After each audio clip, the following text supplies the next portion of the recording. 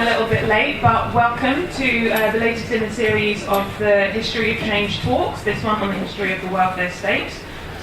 So the purpose of today's talk is to hear Roger Harding with Shelter's view of the history of the welfare state and what lessons we can take from that for our campaigning today. Just to give you a really brief overview of Roger and his CV. He is at Shelter, has been there since 2010 and since 2013 as the Director of Communications Policy and Campaigns, but I'm told he's shortly leaving to go into a new comms role. Whilst at Shelter, some of Roger's main achievements included designing and leading a pioneering campaign to make housing one of the top issues in the general election of 2015, having not been there at all in the previous general election race. He successfully led a team which campaigned to secure a legal ban on revenge evictions, which now protects 200,000 tenants a year from losing their home. And of particular relevance for us, I think, in this talk today, Roger has started a programme of work to really understand why public trust in the welfare system is so low and to pilot new approaches to turning that around. So look forward to hearing about that very much. Just some final mini bits of housekeeping. We've asked Roger to speak for about 30 minutes, so I think that'll give us about 15 for questions at the end. So please do have your questions brewing whilst we're listening to the talk. Please do also feel free to tweet. The hashtag is changehistory. And without further ado, thank you, Roger. Thank you.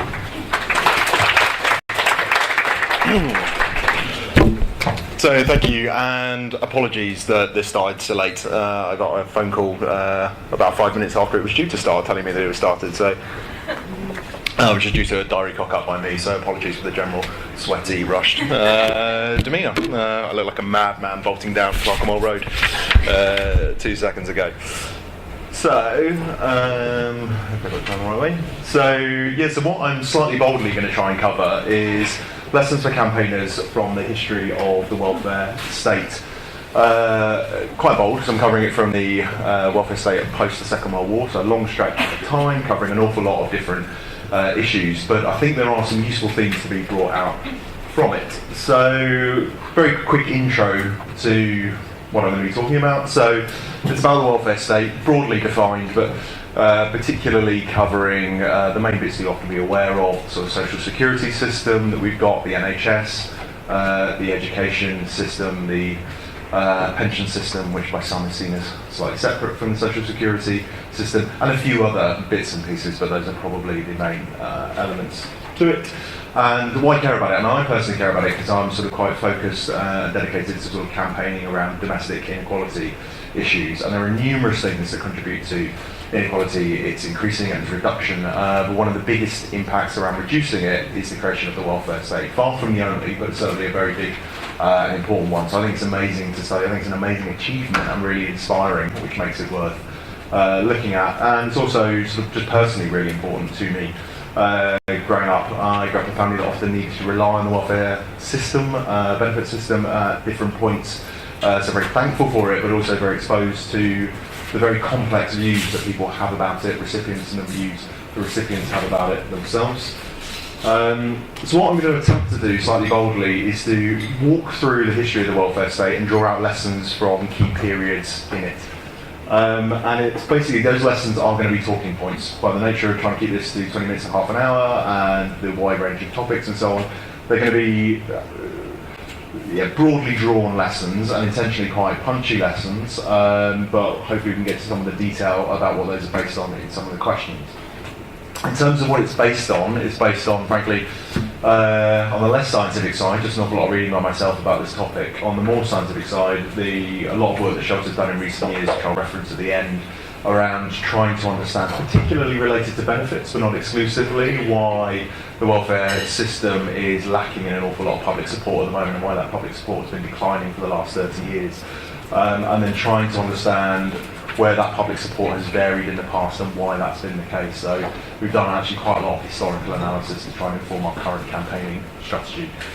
And as I say, just more generally, this is worth looking at because I think it provides an amazing campaigning example of an amazing victory against the odds, which is hopefully inspiring for lots of other areas. So I think I've got very spinal tappy 11 lessons rather than a nice round 10. So I'm just going to quickly go through them and then we can get into questions on them.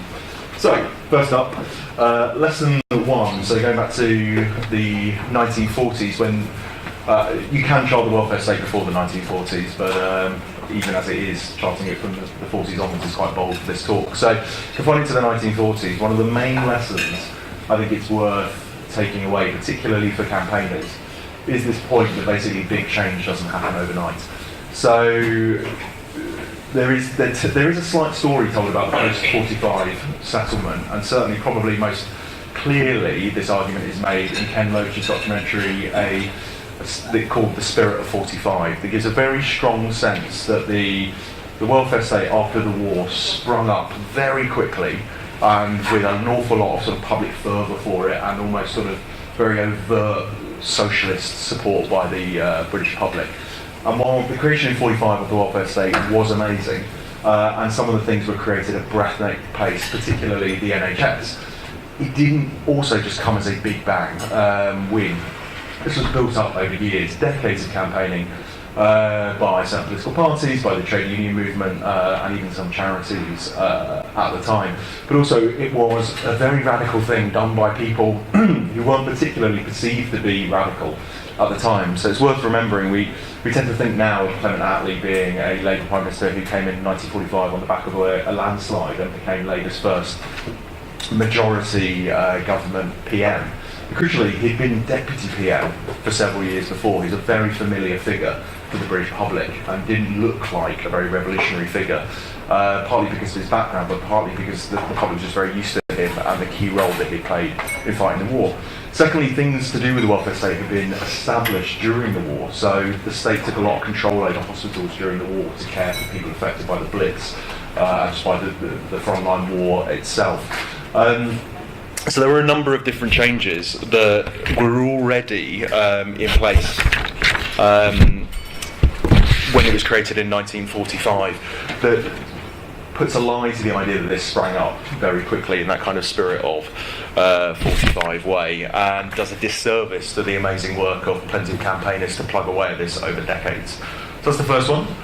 The second lesson, and this is really important in terms of how it was sold at that time in the 1940s, was that the welfare state settlement was very much seen as, by the people who built it, and very much sold by those people as a deal and not a gift.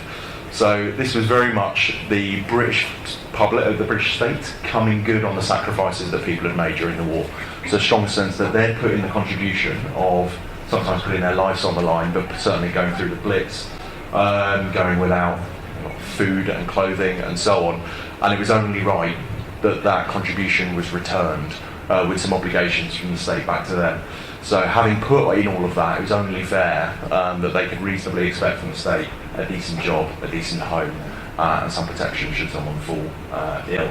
And it was sort of sold as a kind of very active citizenship of citizens have obligations that they can call upon from the state, but very much the state can call upon obligations from the individual as well, even right down to the point that it was really important to William Beveridge that national insurance was created to help pay for this.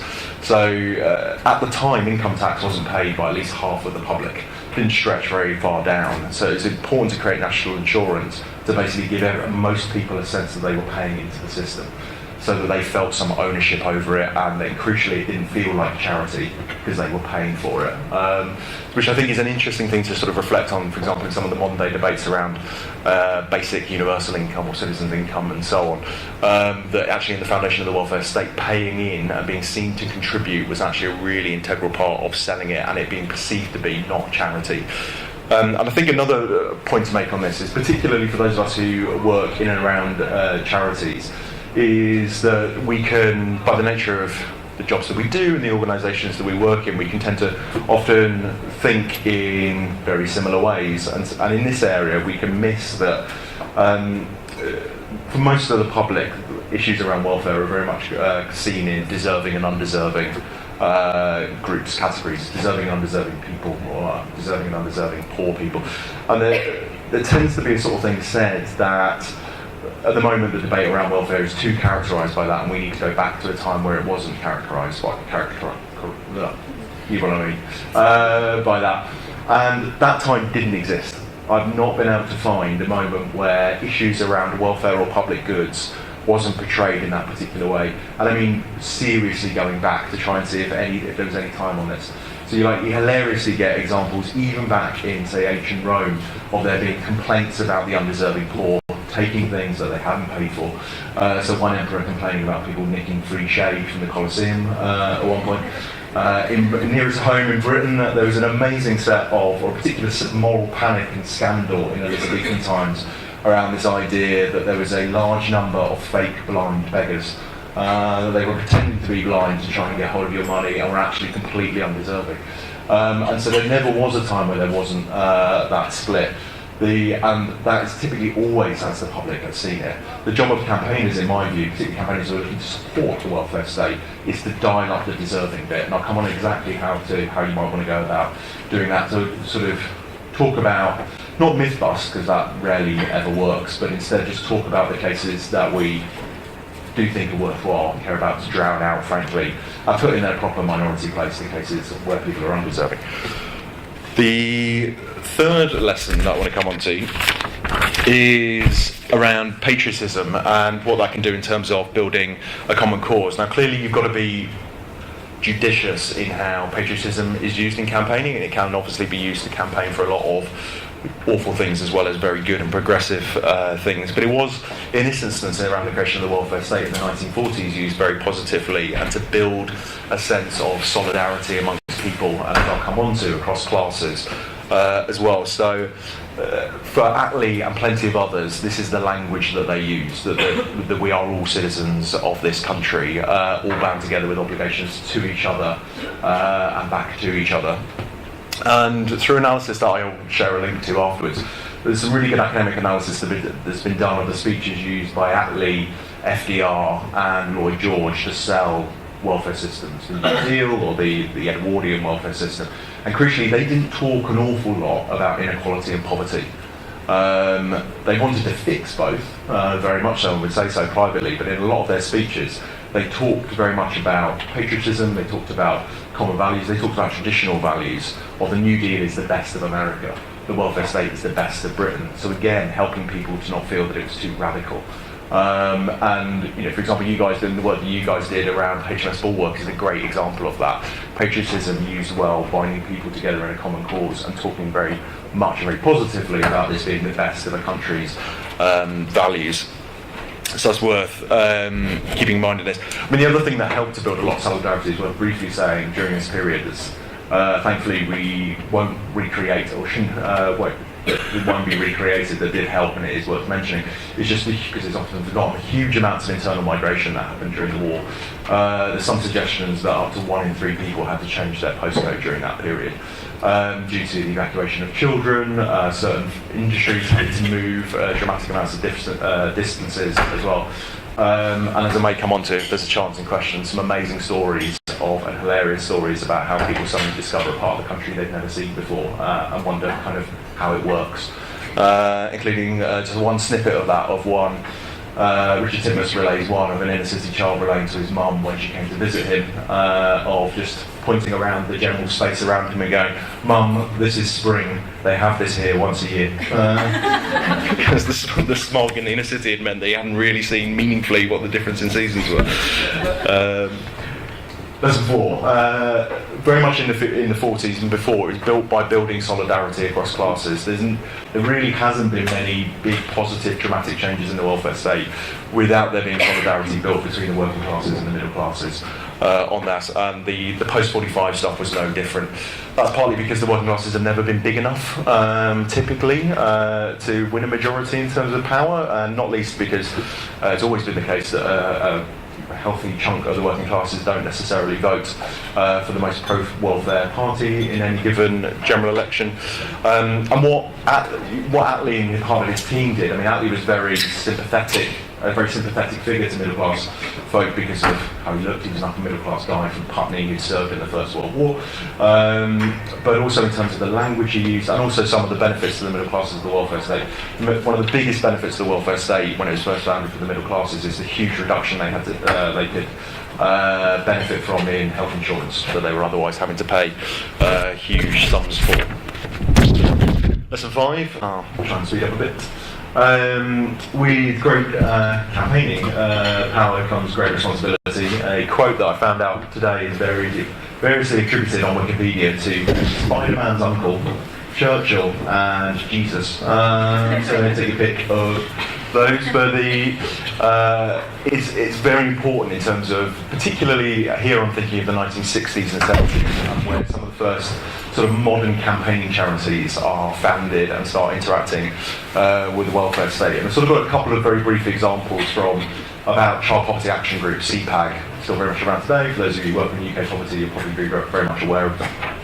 At that period, their director was a guy called Frank Field, you may know as a Labour MP, and they made a couple of very big interventions in politics in the 60s and 70s with wide-ranging implications. Now, I'm not going to comment on whether those are the right interventions or not, because I think you can argue both very convincingly either way, and this is very genuinely not a party political point either. It just highlights that if you're a campaigner who thinks that they've got power, is generating power, then you do have a strong responsibility to make sure that you're using it wisely and you've analysed all the consequences of something you can do.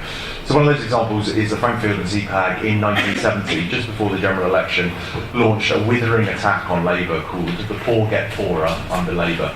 And there was a criticism of the fact that benefit rates haven't gone up quite as fast as wages have gone up during the preceding years. This was an attack that was intentionally designed to rival the Labour government because they felt that that was their natural area and their sort of natural constituency of issues, and it was intended to very much play into the general election. And it did, and Edward Heath used that argument back against the Labour Party, that they're not even delivering to the core constituency that they were found to try and help.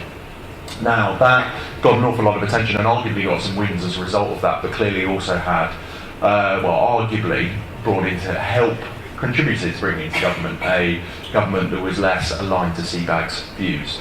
Very similarly, in the late 1970s, CPAG, with the help we would discover very recently of the now deceased former minister, Malcolm Wicks, leaked cabinet minutes about a decision around child benefits. At the time, there was a big debate raging within the Labour government as to whether to introduce child benefit or not. To introduce it, there was going to be a reduction in the family allowance, and the big contention was the family allowance was done through the tax system and went to typically the male of the household, and child benefit was to go to mothers. And so there was, while everyone was broadly supportive of child benefit, how that was done and over what timescale was incredibly contentious. And basically, Frank Field had minutes leaked to him that he then leaked to the media that basically bounced the government into bringing into play child benefit much earlier than they actually wanted to, which was a great progressive win. A vitally important win for a lot of women's finances at the time, but again also had wider political implications during that time in the 1970s. So again, I'm not commenting on those results, but just simply like, if you feel that you will power, and there's no point campaigning if you don't feel that you will, then you've just got every responsibility to use that wisely and think through the full consequences of what you do. Lesson 6, resistance works if the cavalry is coming. So there is, interestingly, in our welfare state, particularly in the 70s and 80s, some instances where people try and resist what a national government is doing in their area. And I'll give you two examples of when it's worked, and one example of where it's worked, one example where it hasn't. So in the 1970s, then late 1970s, the Labour government was looking to complete the job of changing all schools, secondary schools, into comprehensives. It was basically making that comprehensive, that everyone becomes comprehensive. And a lot of local authorities, particularly conservative local authorities, weren't keen on that. And so what they did is throw up huge roadblocks to that happening, various legal challenges, or the amazing tactic of just asking, pretending to go along with it, but asking an impressively bewildering number of questions of the national government that just tied up the national government for ages and delayed it. And that's one of the main reasons why some of those grammar schools now exist in different areas in the country. If you're wondering why that's the case, it's because some of those local authorities managed to hold on against a national government, and then when the Conservative government, Patriotism government came in 79, they allowed those grammar schools to continue. So for those campaigners, that was very much a success. Labour tried a not dissimilar thing with Right to Buy in the early 1980s around withholding, trying to stop some of its implementation and being very resolutely against it. And so much so that there is examples, for example, of a councillor being deselected because they dared to use the right to buy themselves during that period. But very much in the hope that that would then be turned around. But the cavalry never came, because the then Labour Party in '83 lost the election dramatically, and Margaret Thatcher increased their majority and went to push that forward further. I speak to some people who were campaigning on housing at the time. There is a general feeling that an opportunity was missed, not to stop the right to buy, of course I don't think that would have been the right move anyway, but to have got the homes actually genuinely replaced. There was an opportunity to force the government to replace them that was missed because of that hard-line resistance.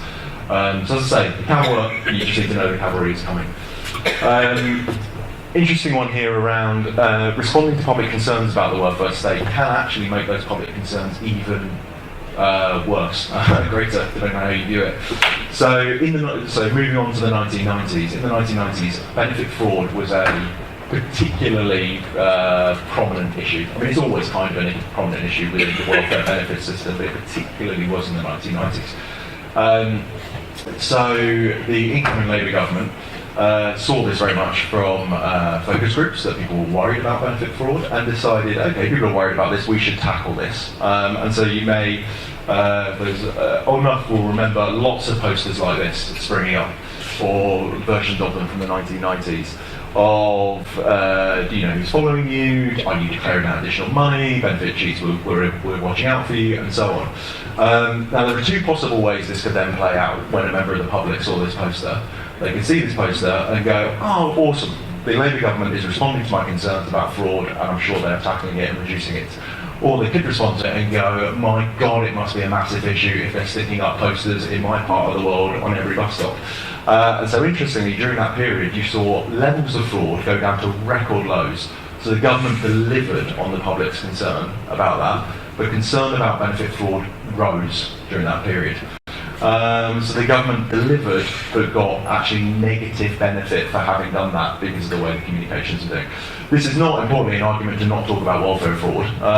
Frankly, on some parts of the welfare debate, you won't get a hearing from large chunks of the British public if you're not talking about it and the need for it to be tackled in points. But it is just an argument to talk about it wisely, to think about, again, those knock-on consequences for communications and how people perceive them. The next one to come on to is one more for the 2010s around not trashing the brand. So again, a really difficult one for campaigners. So as you'll probably all be aware, there has been one or two implementation difficulties with the government's universal credit proposals that mean that they haven't fully yet delivered on their implementation and are well behind. There is a temptation to then highlight those failings in administration, and lots of campaigners, myself at points, have done that. The difficulty with doing that, and that's quite a legitimate thing to do, obviously, where a government is failing to live up to its objectives and is not delivering on the administration of something very well as part of the system. The downside is, though the public, by and large, doesn't respond to that to go, okay, we better improve the administration of that system. The public's response quite reasonably is, well, we better not throw any more money at that system if its implementation, its administration is terrible. So if you trash government action in broadest terms in an area, even with really good intentions and so on, you may actually reduce the public's willingness to spend any money on it as a result, because they're, as I say, not unreasonable reaction is we're just throwing good money after bad in this. So be very careful in terms of how you approach that kind of issue. Number 9, learn from successes. So I don't want to be sort of too downbeat about the welfare state. Like it's an amazing creation, and certain parts of it are in rude health. Like for all the recent problems, the NHS still has record levels of support. Public satisfaction hasn't actually dropped meaningfully in the last 2 or 3 years, and its funding is the highest it's ever been. Not necessarily high enough to respond to rising need because of an ageing population, nonetheless the highest it's ever been. The pension system very genuinely is the strongest it has ever been. Like the low levels of pensioner poverty are just unheard of historically. So in that, we've got 2 parts of the post-45 welfare state that are pretty much the strongest they've ever been. So I think it's incumbent, therefore, on campaigners to spend some time analysing why that's the case. For me, personally, there's a couple of bits that come out of that. Something that I think unites both of them is that they are majoritarian. They're not necessarily universal, but they are majoritarian, the vast bulk of people use them. There is no stigma associated with using those services, and also you've got a whole range of people interfering publicly in debates about them to make sure the quality of service is continually driven up. And with pensions, you've got that very strong sense that they are based on contribution, coming back to that deal point again, that people have put in some way, and then therefore it's quite reasonable that they can get something out. In practice, our pension system has never been a fully contributory system, and is increasingly really not looking like one at all. I mean, it's probably the nearest the country has got to any kind of sort of citizen's income if you get over the retirement age. To deal with historical problems of certain groups, not particularly women, not having contributory records.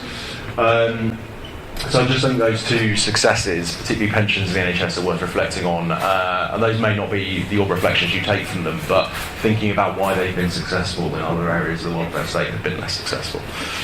The penultimate lesson that I want to come on to is something that so coming back up to the modern day, something that we've been thinking about in shelters. So we've been looking at the fact that support for the benefit system particularly has been declining over the last 30 years, i.e. the public's willingness to put more money into the system or even to defend the current rates of spend. And we've been doing a lot of insight work to work out why the public think the way they do, what are the drivers of that, which I can share with you afterwards, and how you may go about changing people's attitudes, particularly when our perception within shelter of that system is very different from the wider public perception. How debates on welfare and benefits tend to go, or have done in recent years, is something like this. The media or certain politicians will highlight a sinner. So typically a family that is characterised as a scrounger or some other group or person who they feel has no right to claim on the system. Campaigners then respond, myself included, at points and go, I see your sinner, I'm going to raise you the saint. Here is a disabled veteran who surely everyone would agree has a fair claim on our welfare system. And we did that for a while, assuming that that would work, but then crucially we actually went away and tested it, and sadly those kinds of examples don't tend to work. For a number of reasons, the sort of slightly more saintly ones are dismissed by the wider public, often for quite reasonable reasons. So one is a sort of sense of they're a one-off, of like there aren't that many people like this in this category, so we can't base major decisions on that. Worse, it can actually suggest to them exactly that person's not getting enough help, which shows that actually the people who are getting all the help are all the undeserving people. That's why we need to tackle that group of people. And then third, they just question the case of like, you're withholding something from me. This person isn't as saintly as you make out, otherwise they would be getting help. So what is it? What have you not mentioned that they're doing? So we've done some work with wide range of groups of the general public, but particularly shelter service users, which is worth sort of mentioning on this. Like being a welfare recipient doesn't make you dramatically more supportive of the welfare system, interestingly. Minorly more supportive, but not dramatically at all. And as I say, I know that's my own experience in terms of the complex views that people have about the system. I know that through various sessions with our service users, where a lot of shelter service users are all convinced that they are a rare example of the system working for the kind of people that it should be working for, and that the system is otherwise plagued by fraud and excesses and so on. So we've been looking at how that's characterised and how we get past it. So broadly, the public like to think about deserving and undeserving in this pyramid. There's a lot of text in there, but broadly speaking, the group at the bottom are your undeserving categories. The white two bits at the top are your highly deserving, slightly borderline saintly groups. So deserving, undeserving. And obviously the undeserving examples, when highlighted, serve to undermine the welfare system. As I mentioned, when you highlight the deserving cases, they also either don't help or actually can undermine your case. What is missing is this missing middle of people who are actually pretty normal, boringly everyday. They're not very saintly. They haven't committed any grand sins in their life either, and they're often very much missing from welfare debates. Now, generating a lot of news stories about boringly normal people is incredibly difficult, but it is vitally needed because it is missing. And it is what's needed to shift public opinion and also to reduce stigma. Because the danger also of highlighting highly deserving cases is that we slip into charities, and the political left can be very guilty of this, of talking about the welfare state as if it is charity, when it is not charity. In fact, it was very much designed to not be charity and not have the air of charity at all, to get away from the stigma of the means test and the workhouse and everything else. So we're currently at Shelter experimenting with different ways to try and bring this to life. To go, the people who use the welfare system are boringly normal, but they are also awesome, and they're not necessarily vulnerable people, they're just ordinary people in a vulnerable situation doing an amazing job, and they just need a little bit of help, and hopefully stuff that they can get behind, and encourage them more to talk about their stories as well. So here are just some of the creative examples that we're using at the moment. So one, just highlighting the benefits helped someone get out of the hole that they were in. Another one highlighting that for most people who need to claim benefits at any point, they're either working or they're doing a lot of work. May not necessarily be paid work, but they are.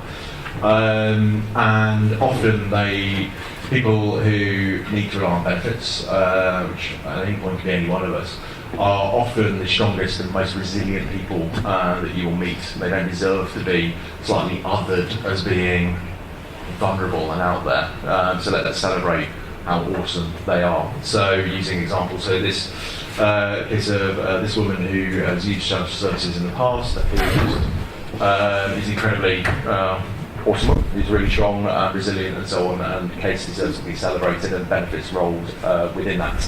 So that's something we're working on at the moment, and we're sort of trying to be quite open in how we approach this pilot, and therefore blogging about it quite frequently, which I'll send you the links for if useful.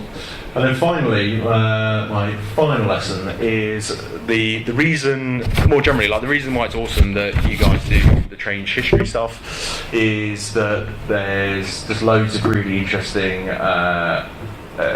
ideas from the history of any given area, and amazing ideas to nick. I mean, very briefly, it's also useful to know that there are just a series of perennial things that also happen in most debates, and the welfare state is no different. So, in most periods of the welfare state's history, the NHS has been in crisis and has been X number of hours away from being, you've got X number of hours to save it. It's been used as an election slogan for God knows how many different elections. The left always feels betrayed by Labour governments, no matter which Labour government it is. The end of jobs is always around the corner because of some new technology that mean they're all going to be cast on the scrap heap, and there is always somebody somewhere calling for an end to a dependency culture. Those are just things that always happen throughout the decades and are not new. And I think it's out of a sign of respect for the sort of amazing work that we sort of stand on and benefit in terms of campaigners that have gone before us in this area and others. We've got, I'd say, a duty of respect to look at the work that they did and learn some of the lessons, good and bad, from the work, in much the same way as we would be really annoyed in years to come if, be it on international development issues or refugees or UK poverty, if people didn't ask us how we did what we did and what we learned, good and bad, about it in the time that we did it. So good work on doing this series of talks. And I'll send you some links about the history of the welfare state. I think there's some loads of really interesting ideas to look for it. And that's me. So thank you.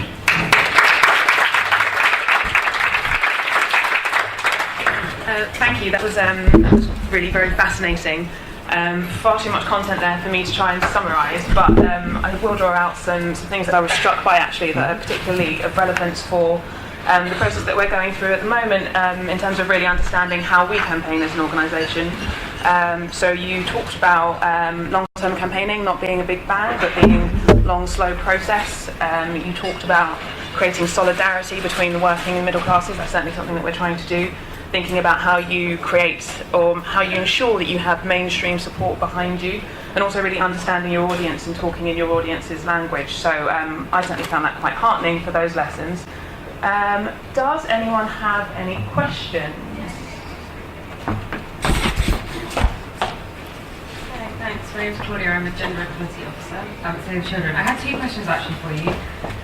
But the first, I just want to say, I took slight issue, I think, with your diagram of the saintly sinner. Not my diagram, the public. Okay, yeah. I think it's interesting because when you look at that very visually, simply because it's a triangle, it looks like the kind of undeserving proportion is really vast, and the deserving portion at the top and the kind of the middle is nothing. And I'd be interested to know actually if you've got more statistics on that, because I think often we don't actually hear what the statistics are abroad. But my questions, the first one was really about you talked about specific cases and sharing those case studies and the research around when you share those kind of saintly case studies that people's instinct is to say, well, that's a one-off case. And I'm wondering why it is that people don't apply that same perspective to the cases they hear of people kind of being undeserving. And the kind of second question was really, like you said, it'd be really great to hear more about what you think the reasons are for this current backlash against the welfare state, and this whole rhetoric around the government rhetoric. We hear a lot around the hard-working people and the hard-working family and how that relates. Sorry, that's quite a lot of questions. Shall I take another question while I give you a chance to mull that over? Yeah, sure.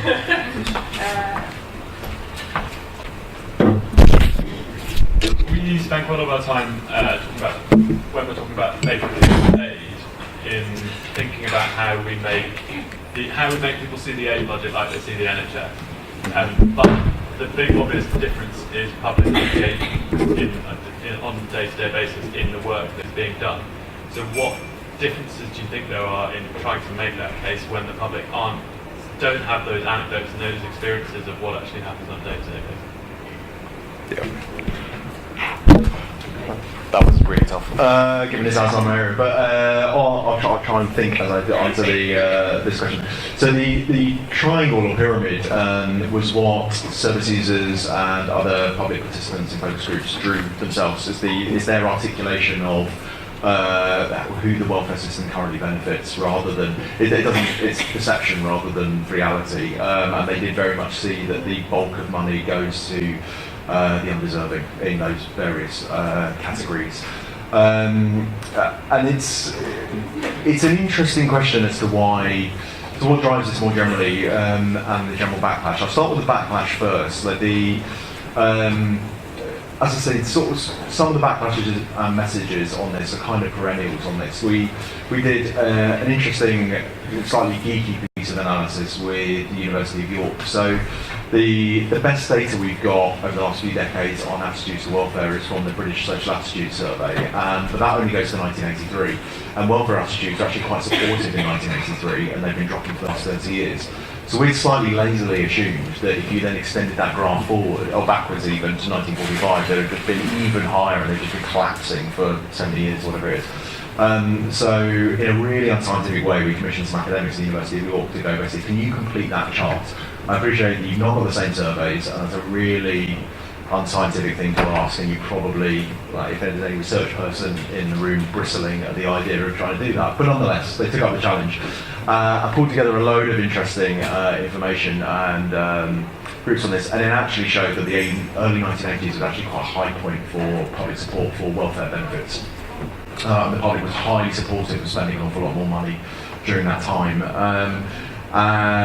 But the government wasn't, and the government resisted that public opinion and wasn't under any political pressure because of the fact that it just won a landslide in '83 to respond to it. Although that government did also make some important modernisations to the welfare system, it is worth noting, like the proper creation of housing benefit and so on. So, in terms of the drivers, I mean, as I say, for a lot of the public, there is just a sense that this is a deal and that we have got away from a sense that it is a deal. Now that sense that people just get without having to necessarily give. Now that sort of general underlying argument has been there for a very long time. It's prevalent when the welfare state was being created in the 50s and so on. But it does feel slightly more heightened now. It's a little bit more heightened now. In terms of some useful reflections on it, I mean, Attlee himself reflected in his dying years that he was worried that campaigners for the system were underdoing the contribution that people make, not necessarily in terms of financial contributions or so on, but the contribution they make to the body politic alongside these rights, and that the rights were being talked about too much in isolation, but it's actually going to undermine public support. So that may be one contributor to it. More generally, and you find this in quite a few areas, the public is just highly sensitive to any free rider. problem and will latch onto it. You also find from other bits of work that I've found that the public tend to be more easygoing on the wealthier than they are on the poorer. And I'd imagine, I don't know, but I would imagine that is a sense of if you don't think that there is some kind of justice or order to the system, then that's just too destabilising a thought to have. And also by slightly doing down on those below you, that clearly helps you feel more satisfied about your current lot as well. So I think those may be some of the reasons that we've got to, and there's some wider research that points to some of the other drivers. How you do the job on aid, I mean, I don't envy you on that. I'm glad you're doing it. It's very needed. I'm glad you're doing the right steps around taking insight work and then testing what works with the public and gradually iterating that, because you're right, it is incredibly difficult where people don't have a lived experience of it, and that is beneficial with the NHS. So although still it's worth noting quite a problem in some services, there is another perennial problem is that people's personal experiences are only not as tightly related to their perception of the overall NHS as you'd like. So you do regularly find that people are more satisfied when you ask them about their personal experience of the NHS, quite satisfied. Ask them about how the NHS is doing, and they're like, oh, that's not so good. So it's not as beneficial as it may seem, but it clearly is in comparison with aid. I mean, I think the only pointer I can give you is that, and I'm sure that you guys will be aware of this already, is to just, as I say, don't slip into myth busting, because as has been proved in various different fields, it just doesn't work and it reinforces the myths. And just talk about the really beneficial stories and be careful about your criticisms of when the aid system doesn't work, as to whether you're in danger of turning the public about spending any money on the system overall, whether it's that trashing the brand and the system bit. So I think criticisms that are made in public have to be done quite judiciously. Thank you. We've got one more round of questions. We'll go over here and then Tom, and I'll take one more link. My name's Georgia Rowe. I work in social protection overseas.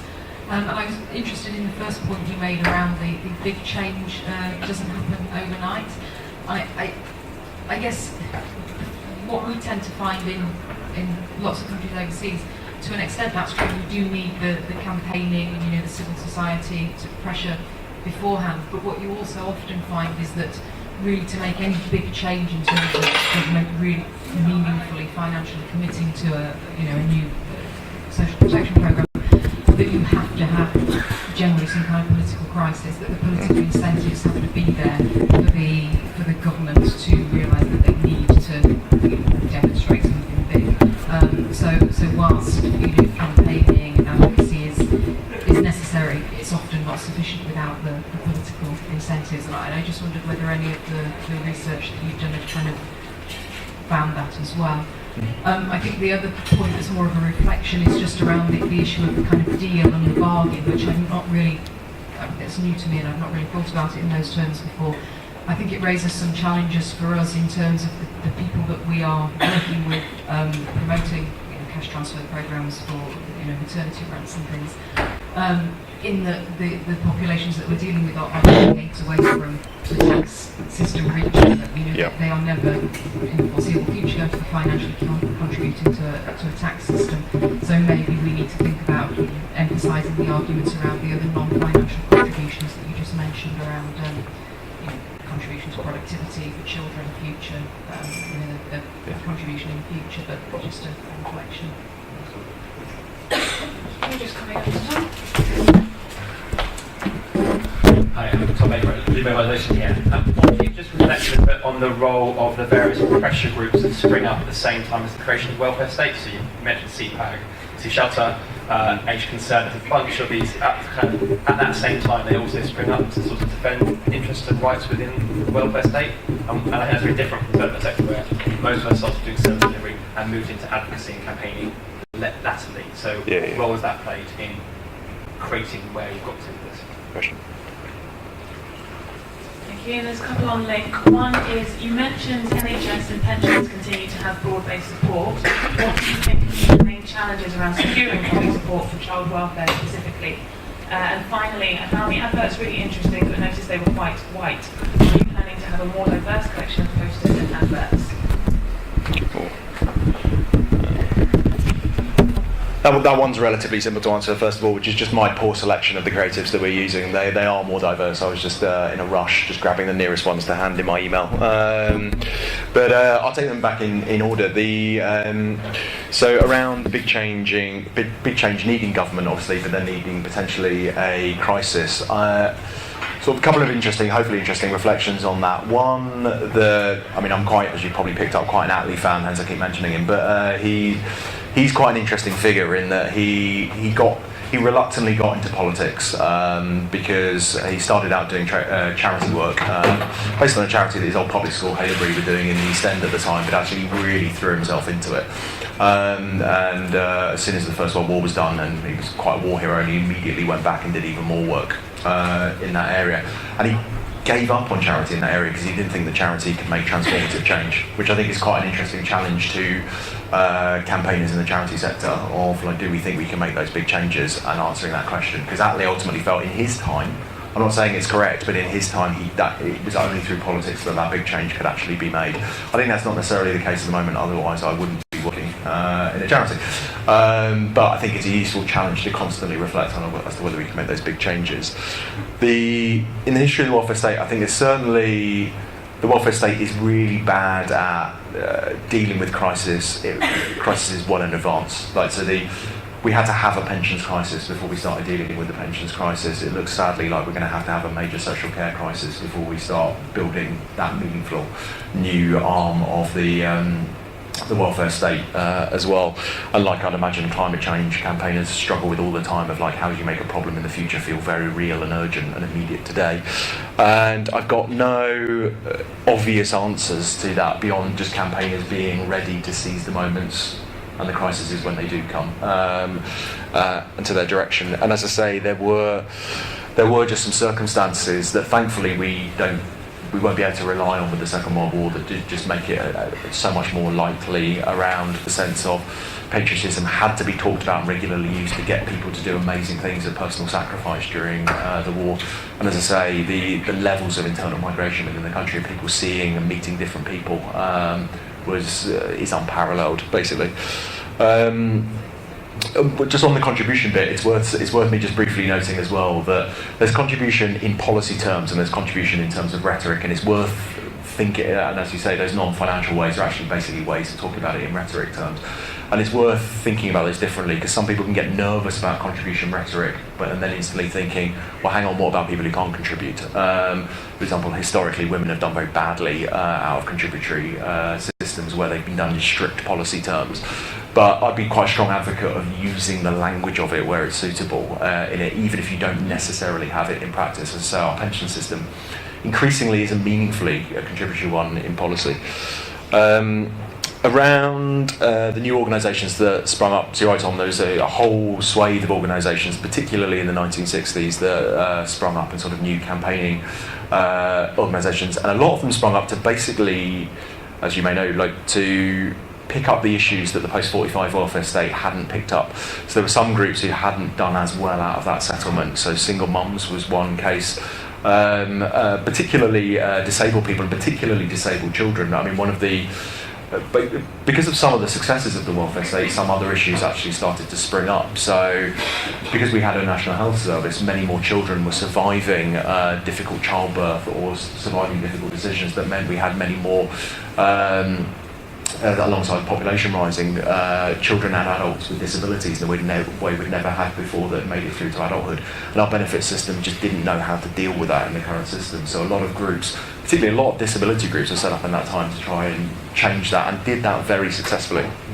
So in the 60s and 70s, there's a lot of really big and important wins for disabled people, for single mums, and a few other groups, where there's a big missed opportunity in terms of focusing on people in poverty. And I think those groups, Shelter included, is guilty of not doing more on, is building that solidarity between the middle class and the working class during that period of highlighting exclusively on people facing poverty.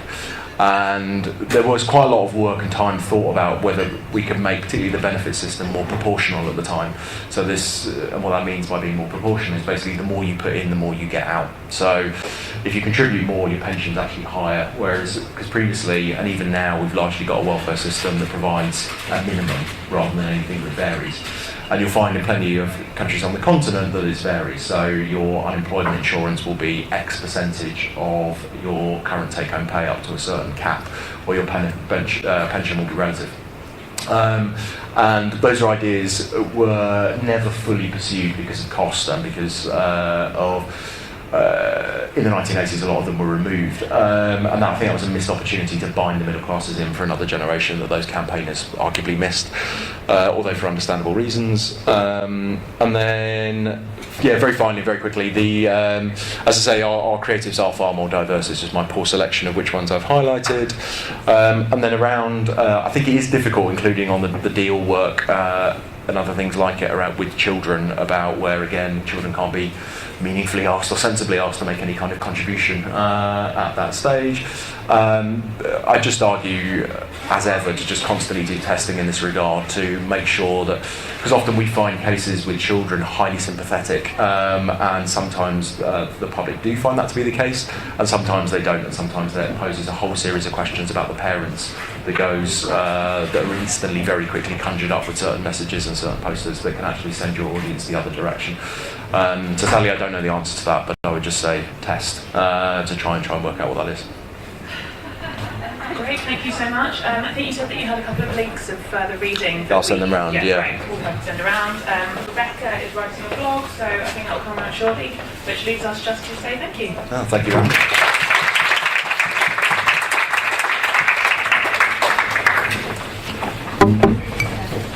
I'm sorry for being late.